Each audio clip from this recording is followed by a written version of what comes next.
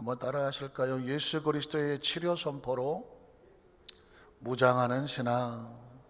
예수 그리스도의 치료의 선포, 치료의 선포, 권세와 능력으로 무장하는 신앙, 이런 제목으로 말씀의 은혜를 나누기 원합니다. 이게 유명한 하버드 대학 의과대학의 주임 교수였던 레빈이라고 하는 교수가 있습니다. 레빈 교수, 레빈 박사라고 말하는데, 의과대학 학생 한 20명을 놓고 이제 강의를 하다 보니까, 심장병에 대한 강의를 하다가 보니까 TS라고 하는 단어가 나오게 됐습니다.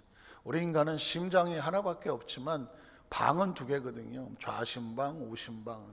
왜 방이 두 개일까요? 하나는 피가 나가는 것입니다. 쿡 수축을 해서 튀어나가는 것이고, 또 한쪽은 그 피가 온몸을 돌고 들어오는 것이거든요. 좌심방에서 나가서 우심방으로 들어온다는 것입니다. 그러니까 보통은 이제 좌심방 힘을 확 줄 때가 힘이 많이 들어가서 심장병 환자들의 많은 사람들은 바로 좌심방에 문제가 있다는 것이죠. 대부분의 사람들이 심장이 아플 때는 바로 좌심방 쪽에 문제가 있습니다. 근데 아주 특이하게도 우심방에 문제가 생길 때는 아주 특이한 병이기 때문에 TS라고 하는 전문 용어를 쓰게 된다는 것입니다. 그런데 그 교수가 가르치는 학생들과 함께 강의한 도중에 한 여성 환자 하나가 의과대학 병원에 입원했다는 소식이 들어왔는데, 알고 보니까 TS 환자였습니다. 우심방 쪽에 문제가 있다는 것입니다. 레빈 교수는 학생들에게 정말 쉽게 접할 수 없는 환자이기 때문에 의과대학 20명을 데리고 와서 청진기를 대고, 이 심장의 박동이 바로 우심방에 문제가 있는 TS 환자다, 그것을 직접 경험해 보게 했습니다. 그 20명의 의과대학 학생들이 그 여성 환자의 가슴에다 청진기를 대고 심장 들이면서 TS구나, TS구나, TS구나, TS 하고 갑니다. 레빈 교수는 그러니까 병원 원장이기도 하시니까 그 여성 환자에게 치료를 주고, 그 다음에 처방전을 두고 일주일 뒤에 다시 오시도록 했었습니다. 그런데 3일 뒤에 이 여성 환자가 응급실에 실려온 것입니다. 거의 초죽음이 돼서 응급실로 실려왔다는 것입니다. 어쩌다가 무슨 일이 있었냐고 물었습니다. 그랬더니 여성 환자가 말하기를, 박사님, 저는 제 심장이 그렇게 나쁜 줄을 몰랐다고. 왜 나쁘냐고, 전혀 그렇지 않다고. 그랬더니 아니라고. 지난번에 박사님의 진찰을 하고 그 실은 학생들이 와서 청진기를 냈을 때 TS라는 말을 쓴 것을 정확하게 기억한다고. 그래서 제가 TS가 무슨 말인가 찾아보다 깜짝 놀랐다고. 터미널 시츄에이션이라고 하는, 터미널 종점을 말하지 않습니까? 종점이라는 것은 마지막을 말하는 것이기 때문에 내 심장의 상태가 이렇게 마지막이구나, 갑자기 마음에 죽음에 대한 공포가 다가오고 두려움과 절망과 좌절이 다가오니까 의욕이 사라지고 급격히 몸이 무너지는데, 이제는 내 마지막을 준비하려고 3일 동안에 이것저것 다 준비를 해놨다는 것입니다. 의사가 깜짝 놀라는 것이 아니라고. 당신은 우측 심방에 문제가 있는 특별한 환자일 뿐이지 이거는 치료받으면 살 수 있다고. 그때 저를 설득시키려고 너무 애쓰지 않아도 된다고. 그 환자는 이미 절망에 빠져버린 것입니다. 그리고 얼마 되지 않아서 세상을 떠났다는 것입니다. 굉장히 중요한 메시지가 담겨져 있습니다. 사람은요, 육체로 살아가는 것 같지만 사실 육체는 어떻게 보면 껍데기와 같았습니다. 육체의 상태를 갖다가 조정하는 것은 마음의 심리 상태라는 것입니다. 마음이 이미 절망의 소리를 받아들이고 절망하고 좌절하고 나니까 몸이 견뎌내지를 못하는 것이죠.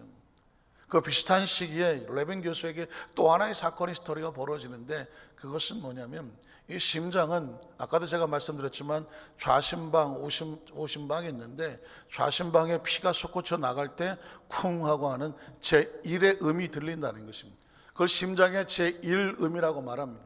그리고 다시 우측 심장으로 돌아올 때는 또 하나의 소리가 들리는데 그것을 제2의 음이라고 말하는 것입니다. 그러니까 심장은 소리를 냅니다. 제1의 소리를 내고 제2의 소리를 내는데 제3의 음이 있다는 것입니다. 제3의 음은 아주 여리게 들리기 때문에 어린아이들인가 청년들까지는 들려지는데, 심장의 기능이 점점 약해진 사람들에게는 제3의 음소리가 들리지를 않는다는 것입니다. 그리고 급격히 심장이 무너져 버린 사람들한테는 제3의 음소리를 듣기라고 하는 것은 아주 힘든 일입니다. 한 환자가 심장이 완전히 무너져서 병원을 찾아왔는데 그 전문의가 들어보니까 제3의 음의 소리가 아주 희미하게 들리는 것입니다. 그래서 의과대 학생들에게 너희가 경험할 수 있는 아주 정말 절호의 기회인데 혹시 이런 소리를 들을 수 있다면 이건 제3의 소리다. 그래서 의과대학 학생 20명이 그 환자의 심장에다가 청진기를 대고 하니까 정말 전공이 오래된 사람만 들을 수 있다는 소리가 들리기를 시작하는 것이거든요. 그래서 그 학생들이 잘 들립니다. 똑똑히 잘 들립니다. 20명은 그렇게 확인을 하고 갔습니다. 이제 한 달밖에 살지 못할 것 같던 그 환자에게 놀라운 일이 벌어진 것은 한 보름 지났더니 혈색이 돌아오고 몸이 건강하고 한 달 뒤에 세상을 떠나는 것이 아니라 한 달 뒤에 병원을 떠나는 것입니다. 퇴원을 하게 된 것입니다. 그래서 레빈 교수가 참 당신은 특이한 정말 체질이다. 보통 이 정도 되면 한 달이면 다 세상을 떠난다. 마지막에 나오는 소리다. 그런데 한 달에 만약에 퇴원을 하게 되다니 참 당신은 운이 좋은 사람이요. 그랬더니 무슨 소리십니까 박사님. 저는 퇴원할 줄 알았습니다. 어떻게 알았느냐고 그랬더니 지난번에 오셔서 박사님께서 제 심장을 청진기를 대보고 하는 소리가 심장 소리가 잘 들린다고 하잖아요. 똑똑하게 들린다고 하잖아요. 그 20명의 의과대 학생도 와서 하나같이 똑똑히 잘 들린다고 말했던. 전 그때 알았다고. 내 심장이 건강하구나. 이 소리가 모두 들어도 튼튼하게 잘 들리는구나. 힘이 났다는 것입니다. 용기가 나고 생기가 나서 몸도 좋아지고 마음이 편해지니까 몸도 그렇게 편해지고 먹는 것도 잘 먹고 잠도 잘 자고 지금 몸이 부쩍 좋아지는 게 느껴져서 전 퇴원할 줄 알았다는 것입니다. 여러분 아까 이야기와 이야기는 똑같은 상황이지만 내용은 정반대를 당하고 있습니다. 한 사람은 죽을 고비에서 생기의 말을 듣고 일어서는 것입니다. 어떤 사람은 살아나갈 사람이 절망으로 받아들이고 무너져 버린다는 것입니다. 사람이 어떤 소리를 듣느냐, 그것을 어떤 마음속에 새기느냐는 아주 중요한 것입니다. 사실 코로나19로 인해서 전 세계가 지금 팬데믹이라고 해서 대유행으로 어려움을 당하고 아까 우리 장로님 기도하신 것처럼 우리나라도 제2차 확산을 가지고 우려해서 이렇게 저렇게 별의별 소리가 언론에 도배를 하고 있지 않습니까? 아침에 뉴스를 틀기가 정말 불안할 정도입니다. 얼마가 어떻게 됐다고 하는 소리, 전국이 어땠다는 소리, 어디서 어떻게 했다는 소리, 백신의 발명은 요원하다는 소리뿐만 아니라 지금 저 캘리포니아의 산불은 서울에 몇 배를 가서 지금 태워서 영국하고 호주에다가 도움을 미국이 요청했다는 소리, 기후 이상설을 넘어서서 이제는 기후가 조절이 불능한 상태가 돼서 고장이 났다는 소리서부터 해서 이건 절망이 좌절이 쓰나미처럼 밀려오는 시대 속에 살고 있습니다. 코로나가 두려운 게 아닙니다. 그로 인해서 사람들의 다가온 절망과 좌절로 사람 한 사람의 마음속에 생기를 잃어버리게 하고 희망을 잃어버리게 하는 이게 무서운 것입니다. 전염병이라고 하는 것은 그 자체의 세균보다도 그 전염이 돼서 어떻게 될까 하는 심리적 불안감으로 주는 그 고통과 아픔이 이루 말할 수가 없는 것입니다. 말씀을 묵상하는 가운데 하나님 이런 상황 가운데 크리스찬은 어떻게 대처할 수가 있겠습니까? 절박하고 절실할 수밖에 없지 않겠습니까?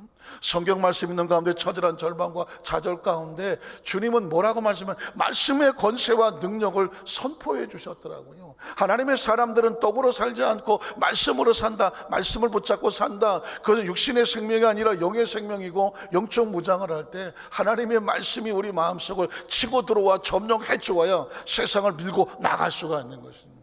오늘은 예수께서 그 처절한 절망의 상황 가운데 선포하셨던 두 가지의 치료의 말씀을 한번 살펴보려고 합니다. 첫 번째는 뭐냐면 내가 원하노니 깨끗함을 받을 지어다. 한번 따라 하실까요? 내가 원하노니 깨끗함을 받을 지어다. 오늘 온라인과 또 실시간 비대면하고 영상 앞에 서 있는 분들도 입술로 소리내어서 외치셔야 돼요. 내가 원하노니 깨끗함을 받을 지어다. 그 집안의 환경의 여건에 그리고 각자의 머릿속에 생각 속에 의식 속에 주님께서 이 상황 속에서 원하시는 것은 뭐냐? 깨끗함을 받을 지어다. 도대체 무엇이 얼만큼 더럽길래 예수님께서는 깨끗함을 받으라고 말씀하셨을까요? 마태복음 8장 2절에 보니까 한 나병 환자가 나와 절하며라. 나병 환자는 한센병이고 문둥병을 말하고 있지 않습니까? 나병 환자, 문둥병 환자, 한센병 환자, 코로나19 바이러스와 전혀 손색이 없는 아주 무서운 병입니다. 이 문둥병에 걸려지면 온몸이 썩어서 문드러지는 것이고, 그리고 온몸이 흉측하게 변하는 것이고, 사람하고 접촉을 하면 옮겨지는 것이고, 그래서 예로부터 문둥병 환자들은 어떻게 합니까? 어디 저 먼 섬이나 아니면 동굴에다가 가둬놓고 나오지 못하겠던 철저하게 비대면 언택트를 했던 것이 바로 나병 환자는, 먹을 것을 갖다 줄 수 있어도 본인들이 갖고 나서 먹을 걸 얻으려고 나오지는 못했습니다. 그리고 성경에도 보면 문둥병 환자들은 사람 가까이 오면 접촉을 못하도록 돌로 던져서 때려서 쫓아내고 맞아 죽어도 할 말이 없는 것입니다. 어쩌면 이 시대에 마치 코로나19와 같은 언택트를 만들게 하는 아주 무서운 질병의 이름이 바로 나병 환자와 같다는 것입니다. 이것은 오염이 됐다는 것과 같고, 다른 사람과 접촉을 하면 그 사람도 오염시키는 상황일 수가 있는 것이죠. 자, 이런 나병 환자가 나와서 예수께 절을 했다고 한다는 것입니다. 나병 환자는 지금 어디서야 정상입니까? 어디서 섬에 갇히거나 동굴에 갇히거나 땅굴에 갇혀서 가둬져서 못 나와야 되는 거예요. 그래서 나병 환자는 절망이라고 하는 것입니다. 낙심입니다. 두려움입니다. 죽음이라는 것입니다. 그런데 이 사람이 거기서 튀어나왔다는 것은 절망을 부수고 나오는 것입니다. 낙심을 부수고 나오는 것입니다. 죽음에 대한 두려움을 부수고 나오는 것입니다. 이건 성경 속의 한 센텐스로 읽기보다는 그것을 튀어나왔다는 것은 어마어마한 살고자 하는 어떤 희망에 대한 몸부림과 같은 것입니다. 나병 환자가 나왔습니다. 어디로 나왔을까요? 절벽에 떨어져 죽으려고 나온 것이 아닙니다. 예수 그리스도 앞에 나왔습니다. 그리고 이렇게 말씀을 하는 것입니다. 주여 원하시면, 주께서 원하시면 저를 깨끗하게 하실 수 있나이다. 오염이 돼서 썩어서 문드러져서 자신뿐만 아니라 자신이 컨택을 하면 다른 사람을 오염시킬 수 있는 그런 무서운 매개체가 될 수 있는 내가 어떻게 회복될 수 있느냐? 주께서 원하셔서 나를 치료하시면 내가 나올 수 있을, 깨끗하게 오염된 것로부터 회복될 수 있는 줄로 믿습니다 라고 하는 고백입니다. 오늘 이 시대 속에서 정말 전 세계가 오염이 되어 있고, 뭐 대한민국도 예는 아니고 우리의 주변이 점점 오염된 것이 다가오는 시대 속에서 크리스찬인 무슨 고백을 해야 될까요? 그냥 백신도 없고 다른 방법도 없고 수술도 안 되고 약물도 안 되는 상황 속에서 우린 여기서 우리의 의식과 사고 속에 철저하게 부정적인 것으로 가득 차 있잖아요. 두려운 것으로 가득 차 있지 않습니까? 오죽하면 비대면을 해서 우리가 서로 거리를 두어야 될까요? 우린 다시 회복이 필요한데 예수께로 돌아가야 되는 거예요. 예수님께로 돌아가고 예수님을 인식하고 예수의 말씀을 가슴에 품어야 합니다. 이건 아주 유일한 길입니다. 그래서 이 문둥병 환자는 유일한 길로, 이 사람이 낚여서 별일을 안 해봤겠습니까? 예수께로 나오는 것입니다. 예수께 나와 절하이로되 주여 원하시면 저를 깨끗하게 하실 수 있나이다. 한번 따라 하실까요? 깨끗하게 하실 수 있나이다. 깨끗하게 하실 수 있나이다. 이렇게 말씀이 선포되면 막 여러분의 머릿속은 복잡할지도 모르겠습니다. 여러 가지 생각을 가질 수 있을지 모르겠습니다. 목사님, 지금 좀 생각하고 말씀하시는 겁니까? 바이러스라고 하는 것은요, 그 존재 자체가 백신이 나오고 소독이 나오고 방역을 하고 해야 되는 거지, 무슨 뭐 예수님의 이름으로 예수님이 깨끗하게 하고 뭐 기도한다고 깨끗해지고 이런 차원이 아닙니다. 그건 성경에서 나오는 얘기고 믿음의 이야기지 현실은 다릅니다 라고 생각하실 수도 있습니다. 물론 저 역시도 그런 생각을 안 해본 것은 아닙니다. 그러나 지금 현실 속에서 길이 있습니까? 방법이 있습니까? 약이 있습니까? 수술이 있습니까? 어떤 누군가의 어떤 제시가 있습니까? 아무것도 없습니다. 지금 우리에게 하나님께서 왜 백신도 개발이 되지 아니하고 방법이 없는 상황 속에 몰아놓고 우리에게 뭘 요구하실까요? 그냥 꼭꼭 숨어서 있으면은 이 시기만 지나가기를 바라고 있으면 이것이 대안일까요? 대수일까요? 아닙니다. 하나님의 의도는 무엇일까요? 하나님 의도는 뭐죠?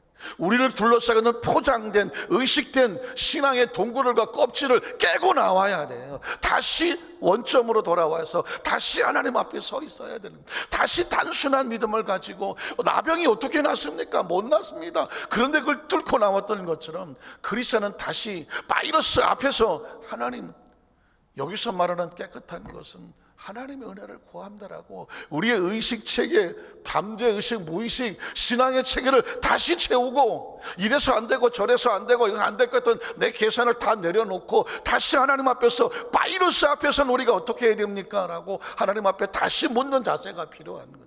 왜냐하면 나병 환자라고 하는 이 문제를 깨끗하게 하실 수 있는 방법은 지구를 20바퀴를 돌아도 없었는데 예수 그리스도가 깨끗하게 하셨다는 소망을 가졌기에 동굴을 튀어나오는 것입니다. 지금 우리는 미국이고 뭐 어디죠, 유럽이고 호주고 뭐 영국이고 아니면 중국이고 러시아고 어디서 백신이 나와서 제발 그냥 이런 것 좀 빨리 지나갔으면 좋겠다라고 하는 육체가 가지는 사고에서 벗어나서 이 상황 속에서 예수님, 우리가 그리스도 하나님의 능력으로 어떻게 깨끗해질 수 있겠습니까? 주여 우리에게 길을 제시하여 주시옵시고 하나님의 의도를 알게 해 주시옵시고 영적으로 무장하고 이것을 이겨나갈 수 있는 영적 차원의 하나님의 능력, 하나님의 은혜와 하나님의 방법을 제시하여 주시옵소서. 지금 뭐 전 세계 교회, 우리나라 교회도 마찬가지고 뭐 어쨌든 교회가 어쩌고 저쩌고 해서 사실은 손가락질을 받는 상황 가운데 하나님께서 교회가, 성도가, 그리스도인이 이런 어려움을 당하면 하나님의 자존심이 무너지는 것이 아니겠습니까? 이 상황 속에서 이게 절대 안 되는 것 같은데 하나님이 높임을 받을 수 있는 절호의 기회가 아니겠습니까? 하나님의 역사가 나타나게 하여 주시옵소서. 우린 절망에서 나온 문득병 환자처럼 우리 의식과 사고를 다시 하나님께로 집중해서 기도가 튀어나오고 예배가 튀어나와서 하나님 앞에 집중하여 주님의 은혜를 구하는 이 간절함이 필요한 것이죠. 그렇게 했을 때 그 다음 절에 보니까 예수께서 손을 내밀어 그에게 대시며, 이건 컨택이라고 말하는 것입니다. 컨택. 우리는 지금 언택트 시대에 살고 있잖아요. 언택트라면 언컨택이라는 것입니다. 접촉하지 않는다는 것입니다. 그러나 하나님의 나라는 컨택입니다. 접촉입니다. 하나님의 나라는 예수께서 나병 환자의 손을 댑니다. 나병 환자의 손을 대면 전염될 수 있으며 오염될 수 있다는 걸 모르실까요? 누구보다 잘 아시는 거죠. 그러나 예수님은 그 몸에 컨택을 합니다. 왜냐하면 하나님의 나라는 컨택해야 되기 때문에, 예수 이름의 치유는 컨택으로 이루어지는 것입니다. 그러면 그 컨택은 뭘까요? 예배가 컨택입니다. 예배가 컨택입니다. 너희가 내 앞에서 단을 쌓고 내 이름을 기념하는 곳에 내가 강림하여, 컨택입니다. 만나는 것이거든요. 예배는 3차원과 4차원이 컨택하는 것입니다. 기도는 3차원과 4차원이 컨택하는 것입니다. 야곱이 루시에서 돌베개를 베고 눈물로 엎드렸을 때 하늘을 기대했나요? 하나님은 알았습니다. 하나님, 나 어떡해요? 홀로 남았어요. 내 앞길을 모르겠어요. 그랬을 겁니다. 그러나 그 꿈의 본죽 사닥다리가 땅에서 하늘에 연결됐다. 비로소 깨어나서 그는 이렇게 말합니다. 아, 내가 몰랐다고. 여기도 하나님이 계시는구나. 여기도 하나님이 계시는구나. 이 상황에도 하나님이 계시지 않겠습니까? 이곳이 하늘의 문이라는 어마어마한 것입니다. 하나님 앞에 단을 쌓고 기도하는 것에 하늘의 문이 열리는 것이죠. 크리스천의 의식과 사고 속에 그동안 수십 년을 믿고 신앙생활했던 예배의 하나님에 대한 이 모든 개념이 여러분 작은 어떤 상황 속에서 무너져 내릴 수 있습니까? 우린 이걸 멈출 수 없는 거죠. 하나님은 여기도 계시는 것입니다. 그래서 각자 있는 처소에서 예배가 하나님과 연결되어지는 이 컨택을 반드시 기억하셔야 됩니다. 반드시 기억을 하셔야 됩니다. 보이지 않는 곳에서 하나님과의 컨택, 기도가 컨택이며 예배가 컨택입니다. 여러분의 예물이 컨택이고 찬양이 컨택이고요, 헌신과 봉사, 전도가 컨택 아닙니까? 선교도 컨택 때문에 하는 겁니다. 하나님과 컨택되지 않는데 뭐 하려고 선교를 합니까? 하나님과 컨택되지 않는데 뭐 하려고 내 시간 들이고 내 물질 들여서 전도합니까? 컨택이기 때문에 그렇습니다. 예수님이 이 땅에 오셔서 성육식 하신 것은 컨택입니다. 하나님이 세상을 이처럼 사랑하사 독생자를 주셨으니 4차원에서 3차원으로 하나님의 나라가 와서 자기 백성을 만져주시고 그를 믿는 자마다 멸망치 않고 영생을 얻게 하려 하심이라 컨택입니다. 여러분 꼭 기억하십시오.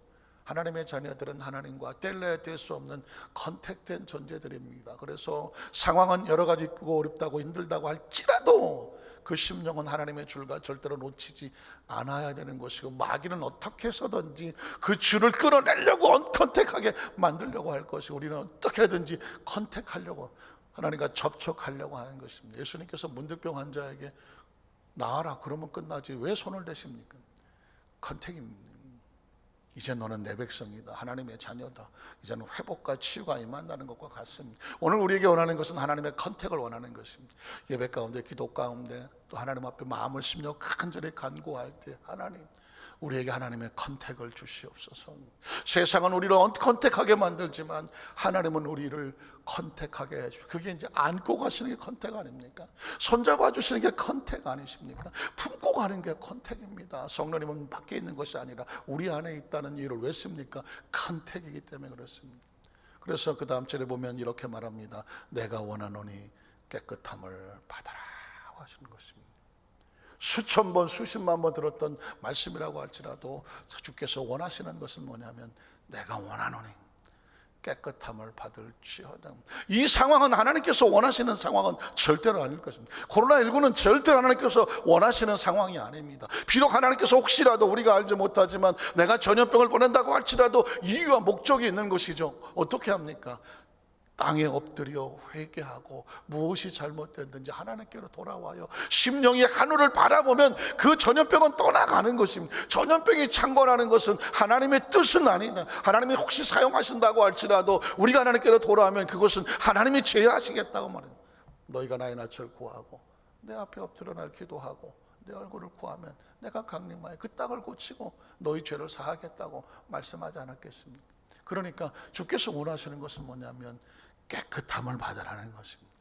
깨끗함. 주께서 우리 모두 한 사람 영혼이 깨끗하고 심령 깨끗하고 삶이 깨끗하기를 주께서 원하시는 거예요. 그게 하나님의 의도와 목적인 것입니다. 똑같은 상황이 마태복음 8장에는 벌어집니다. 그래서 두 번째 말씀은 뭐냐면, 한번 따라 하실까요? 가라, 내 믿은 대로 될지어다. 자, 내가 원하는 깨끗함을 받으라. 이게 한 상황 같은데요, 예수님의 치유 사역은 상황과 인물은 달라도요, 의도는 같아요. 가라, 내 믿음대로 될지어다. 이게 또 두 번째, 지금 저와 여러분의 이 시대를 살아가며 주시는 치료의 메시지인 것입니다. 이 상황 속에서 우리가 불안하고 초조하고 절망하고 좌절하고 낙심하고 내가 스스로 믿어버리면 그게 내 삶이 돼버리는 것입니다. 우리는 무엇을 믿습니까? 주님의 의도와 주님의 계획과 주님의 능력과 권세를 믿습니다. 마태복음 8장 5절로 6절에 보면 예수께서 가버나움에 들어가시니 한 백부장이 나와, 역시 백부장도 절망, 나병 환자보다 더 절망적인 것은 백부장입니다. 나병 환자는 그래도 유대인이잖아요. 좀 살다가 나병 환자 걸렸잖아요. 그러나 백부장은 태어나면서부터 이방인입니다. 태어나면서 이방인, 이건 뭐 고칠 수도, 어떻게 피를 바꿀 수도, 호족을 팔 수도 없는 것입니다. 이 사람은 하나님 안에 들어올 수 없는 존재입니다. 그러니 백부장, 이건 뭐 나병 환자보다 운명적으로 틀려버린 이름입니다. 그런데 예수님의 치유 사역 속에 백부장이 등장을 한다는 것이죠. 백부장이 나와 간구하여, 똑같지 않습니까? 나병 환자가 나와 간구하여. 신앙이란 뭐냐? 세상에서 나와서 하나님께로 나오는 것입니다. 세상에서 나와서 하나님께로 간구하는 것입니다. 이걸 뭐라고 하냐면 에클레시아라고 말하는 것이죠. 세상에서 분리되어 하나님께로 나오는 거룩한 무리의 공동체가, 그게 크리스찬이요, 성도요, 하나님의 자녀라고 말하는 것입니다. 백부장이 그 세상 속에서 그냥 집에서 나와서 예수님께 나온 게 아닙니다. 그는 로마의 그 모든 안정된 곳으로부터 나온 것이고, 그 로마의 모든 시스템, 그 모든 조직으로부터 나와서 새로운 주인을 만나는 상황입니다. 나와 간과요, 뭐라고 말합니까? 이르되 주여. 제가 지난 수요일날 이 본문을 가지고 좀 길게 말씀을 했던 기억이 있는데, 주여 내 하인이 중풍병으로 몹시 괴로워하는. 말씀을 묵상하다 제가 깜짝 놀란 것은 백부장이 하인이 주인공이 아니라는 것입니다. 하인은 중풍병 걸린 하인은 그냥 엑스트라, 하나의 도구에 불과합니다. 백부장이 예수님께 나올 수 있는 핑계거리에 불과한 것입니다. 중풍병이 중요하지 않아요. 하인이 중요하지 않아요. 로마의 백부장이 나사렛의 그 목수의 아들 30살 초반밖에 안 된 그 젊은 볼 것 없는 청년 앞에 나왔다는 게 놀랍니다. 마치 문득병 환자가 동굴에서 튀어나온 그 이상의 역사적인 사건이 로마의 장교가 그 로마 황제 아래 있는 그 주어진 모든 보장으로부터 튀어나왔다는 게 놀라운 것입니다. 문둥병은 동굴에 처자라면서 나왔다면 백부장은 아주 최고의 보장된 그 아주 안일 속에서 튀어나왔다는 것은 역설적인 방법이죠. 내 하인의 중풍병으로 집에 누워 몹시 괴로워합니다. 로마의 백부장이 하인 때문에 자기 운명 걸 이유가 있나요? 이유가 없죠. 하인 때문에 자기 인생을 걸겠습니까? 그렇다고 하면 하인 문제가 아닙니다. 자기 인생을 걸 만한 의식과 사고가 그를 지배했기 때문에 튀어나올 수가 있는 것입니다. 백부장은 그래서 튀어나왔습니다. 핑계는 이렇습니다. 하인이 중풍병으로 집에 누워 몹시 괴로워한다는 것입니다. 그랬더니 예수님께서 그 다음 절에 보면 내가 가서 고쳐주리라고 말하고 있어요. 우리는 거기서 이 문장 하나 속에서 주님의 마음을 깨닫죠. 내가 원하노니 깨끗함을 받으라나 내가 가서 고쳐줄게. 분명히 로마의 백부장을 모르겠습니까? 군복을 입고 서 있는 그의 쓰는 언어나 생김새를 봐도 전혀 다르잖아요. 그럼에도 불구하고 전혀 예수님께서는 이유를 달지 않습니다. 핑계를 달지 않냐고 묻지도 않고 요즘 하는 묻지도 따지지도 않습니다. 병자는 내가 고친다라고 하는 주의 의도가 있습니다. 내가 원하기 때문입니다. 그 다음 절 보면 그래서 백부장이 대답하되 주여 내 집에 들어오심을 나는 감당하지 못. 백부장이 우리에게 주는 메시지는 여기서부터 시작한 거죠. 중풍병 환자를 대신 나왔다는 것보다도 백부장이 대답하되 주여 내 집에 들어오심을 나는 감당하지 못하겠사오니 이유가 뭘까요? 다만 말씀으로만 하십시오. 여기서 명령만 내리십시오. 군인이니까 말씀의 권세를 명령합니다. 그러면 내 하인이 집에서 나올 수 있다는 것입니다. 엄청난, 이거는 민간인은 할 수 없는 얘기 같아요. 명령 체계 속에서 그 상관의 명령 하나가 얼마나 중요한 것을 알고 있는 체계를 아는 사람이 의식 속에 튀어나온 것이죠. 말 한마디면 끝난다는 것입니다. 군대는 말 한마디면 끝나지 않습니다. 이걸 알고 지금 백부장이 튀어나오는 것입니다. 그 다음 절을 보면 그래서 설명도 합니다. 나도 남의 수하 있는 사람, 누가 나한테 말할 때 직접 와서 네가 이렇게 하라고 말하지 않습니다. 전통 하나, 문서 하나, 명령지 하나면 끝난다는 것입니다. 내 아래도 군사가 있는데 내가 군사들 일일이 다 쫓아가서 이래라 저래라 하지 않는다는 것입니다. 그 다음 절을 보면 이더러 가라 하면 가고 저더러 오라 하면 오고 내 정도로 이것을 하라면 하나. 거기에 무슨 부탁을 하거나 설명을 하거나 설득하지 않는 권세와 능력은 명령으로 내려가고 명령을 받은 사람은 복종하게 되어 있다는 것입니다. 이 의식은 놀라운 것은 뭐냐면 예수님의 권세와 능력은 병의 권세를 그냥 명령하면 떠난다는 것입니다. 지금 저와 여러분 오늘 말씀의 메시지의 핵심은 뭐냐면 권세 싸움에 능력 있는 권세가 강한 권세가 낮은 권세를 물리친다는 것이고 복종을 시킨다는 것입니다. 이걸 백부장이라고 하는 군인의 입을 통해서 우리에게 외치고 있는 것이죠. 그러니까 자기는 이 백부장은 예수님을 누구로 믿습니까? 최고의 권세자로 믿는 것입니다. 질병도 물리칠 수 있는 중풍병도 복종을 시키는 최고의 권세자로 그는 믿는 것입니다. 때문에 로마 황제보다 위에 있는 예수의 권세를 의지했기 때문에 그는 군복을 입고 엎드려졌어도 로마 황제를 두려워하지 않는 이유가 뭘까요? 그보다 높은 하나님의 아들의 권세를 그가 믿었기 때문입니다. 이게 놀라운 것입니다. 지금도 이 권세에 대한 확신을 가지고 있는 크리스찬을 70억 중에 찾으라고 하면 몇 명이나 될지는 사실은 저도 잘 모르겠습니다. 오늘 저와 여러분 어디까지 도전해야 되냐면 거기까지, 말씀하시면 그대로 될 줄로 믿습니다. 거기까지 가져야 돼. 하나님은 우리가 상상하는 데까지, 네가 나를 누구라고 하느냐, 어디까지 믿느냐, 사실은 믿음이란 하나님의 능력을 내가 상상해 갈 수 있는 거기까지. 여기서 말씀을 해도 집에 내 하인이 나올 줄로 믿습니다. 이건 백부장의 상상입니다. 누구도 상상이 아닙니다. 사실은 믿음이란 상상입니다. 기대입니다. 기대거든요. 와서 손을 얹어줘야 나을 것 같습니다. 그러면 거기까지가 상상이고 기대입니다. 그러나 여기서 말씀을 하셔도 하인이 집에서 나올 줄로 믿습니다. 그게 상상이고 기대라는 것입니다. 하나님 말씀을 듣는 이유가 뭘까요? 우리의 상상의 세계가 넓어지고 기대의 세계가 넓어지고 확신의 세계가 넓어지는 것입니다. 하나님을 아는 것만큼, 입을 넓게 여는 것만큼, 네가 나를 상상하는 것만큼 내가 채우겠다고 말씀합니다. 많은 사람들이 하나님을 요만큼만 압니다. 요만큼만 알기 때문에 요만큼만 상상합니다. 그 이상을 기대할 수가 없습니다. 하나님은 이거를 찢어내기를 원합니다. 더 성경 속에 어마어마한 기적들이 있는 이유가 뭐냐면 거기까지 상상할 수 있기를 원하는 것입니다. 백부장은 우리에게 엄청난 도전을 줍니다. 말씀의 권세란 이런 거다. 여기서 말씀하셔도 내 하인이 집에서 나올 줄로 믿습니다. 이유는 뭐냐? 군인은 그렇습니다. 그 이야기거든요. 아시는 것처럼 그 다음에 예수님의 반응은 기절초풍입니다. 예수께서 들으시고 놀랍게 여겨 따르는 자들 이르시되 내가 진실로 너에게 이르노니 이스라엘 중에 아무에게도 이만한 믿음을 보지 못했다. 인간이 3차원의 육신을 가지고 이 생각 저 생각, IQ가 뭐 130, 140 하고 똑똑하고 계산하고 척하면 다 아는 그런 상상이, 자기가 가진 상상이 다라고 생각하는 인간이 그 벽을 넘어서 저기까지 상상할 수 있는 것에 놀라는 것입니다. 제가 오늘 강단에서 이렇게 여러분에게 이 말씀을 정말 피를 토하듯 얘기하는 것은 뭐냐면 하나님에 대한 상상을 찢어라. 다 찢어서 넓혀라. 찢어서 넓히고 입을 넓게 열어라. 입을 넓게.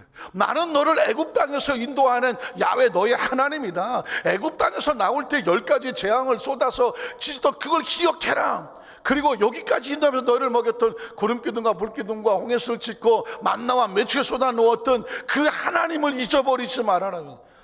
그만큼을 찢어서 하나님에 대한 기대를 넓히라고 하는 것입니다. 하나님께서 우리에게 원하는 것은 기적을 넓혀 상상해 줄 수 있는 것. 여기까지 네가 나를 믿어주는구나. 하나님은 그 사람을 찾습니다. 네가 여기까지 나를 믿어주는구나. 네가 나를 경외하는 줄, 아들 독자까지 나한테 막 거기까지 상상하는구나. 이제야 내가 나를 경외하는 줄 안다. 경외는 딴 게 아닙니다. 하나님에 대한 절대적인 믿음입니다. 절대적인 믿음. 지금 코로나19를 제가 우리 성도들에게 참, 아니면 한국 아니라 전 세계 크리스찬들을 놓고 얘기한다고 할지, 코로나19로 인해서 우리가 다 격려하고 하는 거 다 좋지만 하나님에 대한 기대감을 잃어버리지 아니하고 혹시 그거에 대한 차원이 줄어들까 봐 그 부분을 절대로 조심스러워야 되는 겁니다. 우린 철저하게 방역을 하고 철저하게 우리가 예방하는 건 중요하지만 하나님에 대한 기대감까지 위축돼서는 절대로 안 된다고 하는 것입니다. 이게 무서운 것입니다. 세상적인 정보 하루 종일 핸드폰 보고 있지 않습니까? 하루 종일 뉴스에 촉각을 세우지 않겠습니까? 오늘은 어디서 또 그냥 서비스도 좋아요. 오늘은 뭐 선부당에서 뭐 와동에서 저 시흥 대화동에서 뭐 어디 뭐 성북구에서 무슨 또 어디 무슨 어디서 계속 문자 뛰어 날라옵니다. 뭐 여기서 뭐 확진자 나오고 동선이 어쩌고 계속 갑니다. 그럼 어떻게 합니까? 자꾸 그 관심을 갖게 되지 않겠습니까? 중대면서 하루에도 수십 평의 문자가 날라옵니다. 이래라 저래라 날라옵니다. 마땅히 할 일을 하겠죠. 그러나 중요한 것은 뭐냐면 그러다 보니까 온통 생각과 모든 신경이 어디가 있습니까? 거기가 있다면 사람의 신경은 한계가 되어 있기 때문에 여기에 집중하다, 땅에 집중하다 보면 여기서 무슨 일이 벌어지는지 모르는데 하나님에 대한 인식을 잃어버릴 수가 있거든요. 왜 말씀을 주야라 묵상하고 그 가운데 기록을 직행하라는 줄 아십니까? 우리의 의식과 사고가 하나님의 상상 속으로 같이 동참하길 원하는 것입니다. 근데 지금 우리의 의식과 사고는 중대본 질병관리본부에 같이 동참하고 있습니다. 그게 나쁘다는 게 아닙니다. 거기에 모든 초점이 가 있기 때문에 하나님의 세계에서 벌어지는 것이 희미하고 멀어져 보인다면 신앙에 아주 위험한 것, 이게 아주 위험한 도전이 되는 것이거든요. 우리는 철저하게 하나님의 의식과 사고 속은 상상을 잃어버리면 안 됩니다. 왜 성경 속으로 자꾸 들어간지 아십니까? 하나님의 세계, 하나님의 상상을 우리 속에 집어넣고 우리가 상상할 수 있어야 뭐가 생깁니까? 믿음이 생기는 것입니다. 백부장이 왜 그렇게 태어나왔습니까? 하나님에 대한 상상이 있고 주님에 대한 상상이 있기 때문에 현실을 뛰어넘어나 무릎을 꿇을 수가 있는 것이고 주님이 여기서 놀라는 것이고, 사실 사람은 이 정도 상상을 가질 수 있는 사람은 별로 없습니다. 때문에 이스라엘은 아예 없었단 말입니다. 그런데 백부장이 있었다는 거예요. 이스라엘은 왜 없었을까요?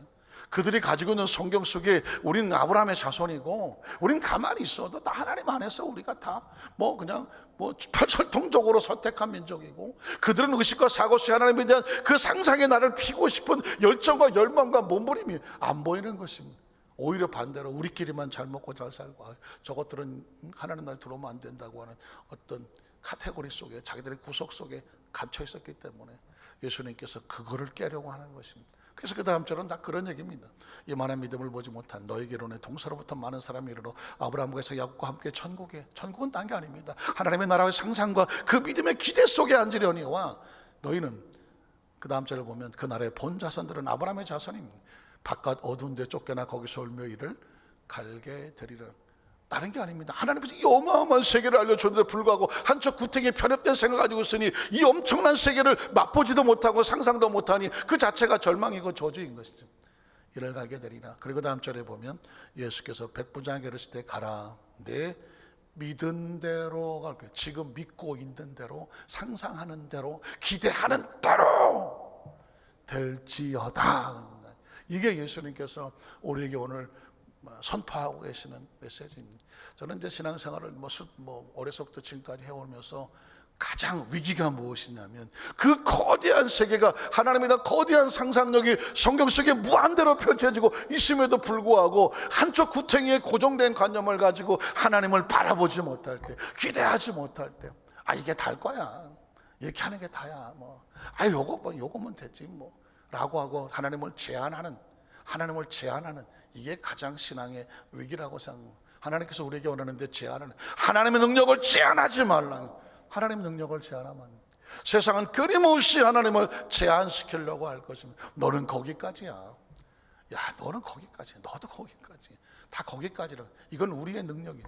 하나님의 능력은 무제한입니다. 무한됩니다. 하나님의 능력을 제한하지 말라는 말씀을 정리하기를 원합니다. 이 하나님의 세계로 들어가면 가슴이 벅찹니다. 하고 싶은 이야기가 진짜 몇 날 며칠을 해도 할 것 같아요. 이유가 뭐냐 하시면, 하나님의 의도를 알고 계획을 알고 섭리를 알고 하나님의 심령을 알게 되니까 그냥 속이 터질 수밖에 없고, 제가 그러잖아요. 설교를 제 머리로 합니까? 생각으로 합니까? 무슨 내가 배운 걸로 합니까? 무슨 경험으로 합니까? 내가 논리로 합니까? 말주변이 좋아서 무슨 말로 포장합니까? 설교는 말씀이 말씀을 하는 것입니다. 말씀이 말씀을 끌고 가서, 말씀이 우리를 초대해서 말씀 속에, 그 현장 속에서 배우라고 합니까? 외우라고 합니까? 무슨 그걸 가슴에서 줄줄 외워갖고 네가 성경을 많이 아는 것처럼 하라고 합니까? 아닙니다. 그 세계로 초대를 받아서 하나님의 상상을 품어라, 하나님의 사고를 품어라, 하나님의 무한대를 품어라, 하나님의 무제한을 품어라. 너희는 하나님의 자녀다. 그리고 앞으로 이 땅에서 우리 육신의 옷을 벗고 살아갈 저 4차원의 하나님의 나라는 그런 나라입니다. 그것을 훈련받고 그것을 무장하고 하나님을 기대하는 자는 땅 아래 살지 아니하고 땅 위에 살아가는 하나님의 자녀가 되는 것입니다. 이 어려운 시대에 전 여러분에 딱 두 가지 말씀을 드렸습니다. 내가 원하노니 깨끗함을 받을지어다. 우리 의식과 사고 속에서 깨끗게 하시는 예수 그리스도, 그리고 우리가 하나님을 상상하는 대로 내 믿은 대로 될지어다. 선포를, 끊임없이 선포를 하세요. 그게 하나님께서 선포하시면 그대로 되더라. 이 말씀이 저와 여러분을 끌고 가고, 우리를 어느 곳에 어디 있다고 할지라도 그 말씀대로 되는 역사가 있기를 주님의 이름으로 축복합니다. 기도하겠습니다.